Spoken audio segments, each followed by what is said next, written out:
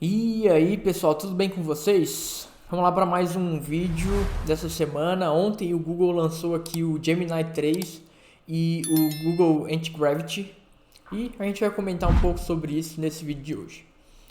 Bom, começando aqui pelo Gemini 3, né? Basicamente, a gente tem aqui dois modelos, inicialmente foram os que eles apresentaram, talvez tenham até mais modelos do que isso.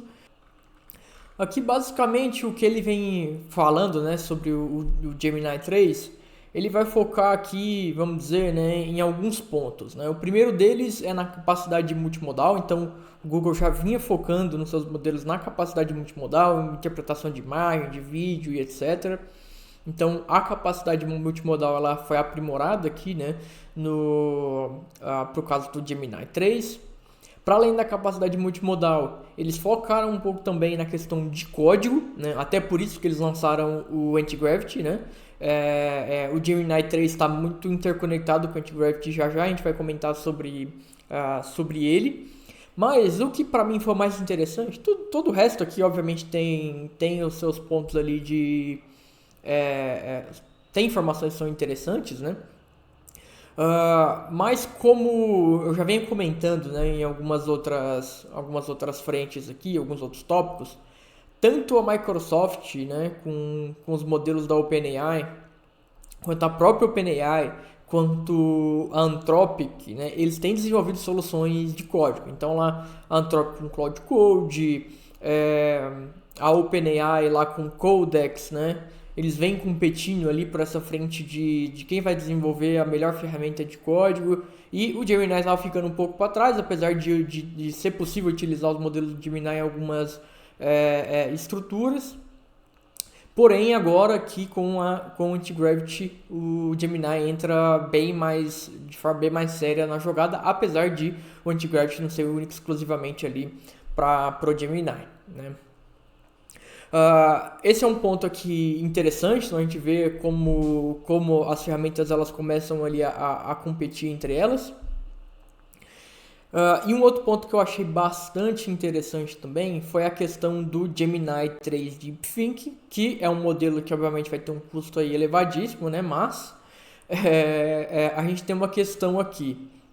O Gemini 3 Deepthink, obviamente, que o objetivo dele é um modelo de reasoning, né? Um modelo de thinking ali.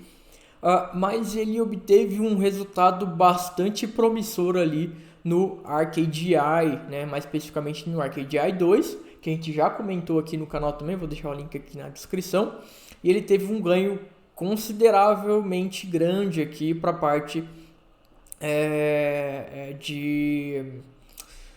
do ArcadeAI, né? Aqui um ponto importante é que, pro caso do Gemini 3 Deep Thinking, eles usaram tools ali, né? Ele tem um ganho incremental ali em relação a outros modelos, em alguns dos benchmarks ali da parte de AI. No geral, é muito pouco perceptível, né, no dia a dia essas diferenças aqui. Tá? Então, por isso que, no geral, isso não me anima tanto. Né? Os benchmarks, no geral, não me animam tanto. Mas, pro caso do ArcadeAI 2 aqui, me animou consideravelmente. Quando a gente abre lá no leaderboard, né, do ArcadeAI, a gente já vê aqui algumas coisas. Então, a gente tem o ArcadeAI 1 e o ArcadeAI 2. Vamos para o ArcadeAI 2 porque a complexidade de AI dele aqui é muito maior, né? Aqui a gente já vê algumas coisas, né? Os dois principais modelos com os maiores scores aqui já são os dois Gemini 3, né? Tanto o Gemini Deepthink quanto o Gemini 3 Pro. O Gemini 3 Pro com score aqui de 31,1% e o Gemini 3 Deepthink com um score de 45,1%. Aqui a gente já tem algumas questões, né? O custo aqui ele é bastante alto, né, para quando a gente está falando do Gemini 3 Deepthink aqui por task, né? Então, por exemplo, quando a gente olha para o Claude Sonnet 4.5, o custo aqui por task dele está em torno de 76 centavos de dólar. Quando a gente olha para o GPT-5, a gente está falando de 7,14 dólar.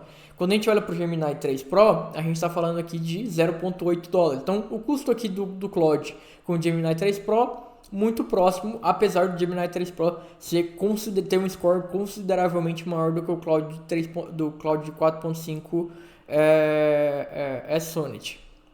Porém, quando a gente compara aqui o GPT-5 com os outros dois modelos aqui, que são os modelos aqui, vamos dizer, mais que disputam ali, né, o mainstream ali dos modelos, o custo dele já é quase 10 vezes maior, né? Aqui a gente está numa escala logaritmo, onde cada um dessas bases é um custo 10 vezes maior. E quando a gente olha para o Gemini 3 DeepThink, ele é 10 vezes mais caro do que o GPT-5 e 100 vezes mais caro do que o GPT-3 Pro aqui.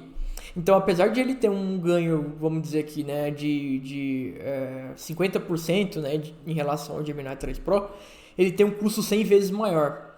Então, apesar de ser realmente promissor aqui o resultado que é obtido do Gemini 3 DeepThink, ainda assim a gente tem esse problema aqui em relação ao custo elevadíssimo, né? O custo aqui é muito alto ainda para execução de tarefas. Então, apesar de a gente ver que é possível chegar num resultado interessante, a gente tem aqui ainda um problema, né? Em relação à arquitetura, como o modelo funciona e etc., a gente não tem muita informação. O Google é bem fechado em relação a isso. Então, tem alguns artigos do Google de como eles têm aprimorado, né, as arquiteturas dos modelos, mas nada falando especificamente sobre o Gemini. E aí, bom, para além disso, o Google lançou o Antigravity, que nada mais é do que uma IDE aqui. É um fork, né? Nada mais é do que um fork do VS Code. E no final das contas ele funciona como uma IDE, assim como o VS Code funciona, assim como o cursor funciona, né? Então, nada mais é aqui do que uma nova IDE. A grande vantagem, né, em relação às outras IDEs é a ampla integração aqui com o Gemini 3, né? Então, essa integração ela promete ali, né, que dentro do Antigravity, o Gemini 3 vai funcionar muito bem, vai equiparar ou principalmente ultrapassar ali as capacidades do Codex, né, da OpenAI e do Claude Code, né? Aqui é também interessante porque a Anthropic, em parceria ali com a IBM, tem lançado também o projeto Bob, que nada mais é do que também uma outra IDE.